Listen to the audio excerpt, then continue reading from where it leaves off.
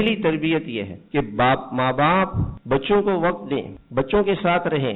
اور دوسری بات یریدون وجہہ، کہ یہ جو آپ کے صحابہ ہے یہ اللہ کو چاہتے ہیں. ہمارے بچوں کی چاہت اللہ بن جائے، اللہ سے محبت ہو، اللہ کا خوف ہو، اللہ سے تعلق ہو، وہ اللہ کو راضی کرنا چاہتے ہوں، اللہ سے محبت کرنا چاہتے ہوں، اللہ کو مانتے ہوں، اللہ کی مانتے ہوں، اللہ کو بڑا سمجھتے ہوں کہ اللہ ہمارے لیے سب کچھ ہے، ہم اللہ کو خوش کریں گے اور راضی کریں گے. یہ بچوں کا مقصد دنیا نہ ہو.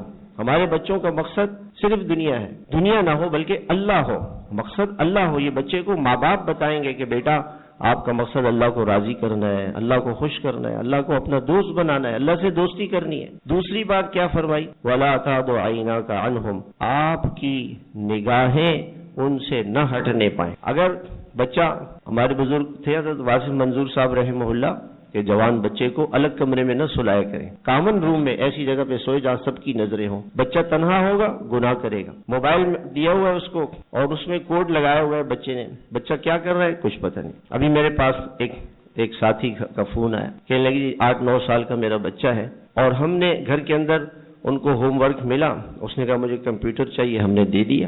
ایک دن باپ نے کہا چلو میں دیکھتا ہوں یہ کرتا کیا ہے. جب میں نے اس کے ریکارڈ کو چیک کیا تو جو نامناسب چیزیں تھی وہ سب وہ دیکھ رہا تھا. 8 سال کا بچہ، 9 سال کا بچہ، بچے کو تو کوئی پتہ نہیں.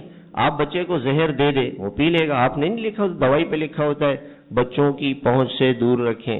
بچے کو کیا پتا، وہ تو مٹھائی سمجھ کے پی لے گا. تو بچہ بچہ ہوتا ہے، اس کی تربیت ماں کے ذمہ ہے، اس کی تربیت باپ کے ذمہ ہے. تو ماں باپ بچوں کو وقت دیں اور ان کو اپنی نگاہوں کے سامنے رکھیں. اگر نگاہ سے ہٹ گئے اور وقت نہیں دیا تو وہ بچے بگڑ جائیں گے.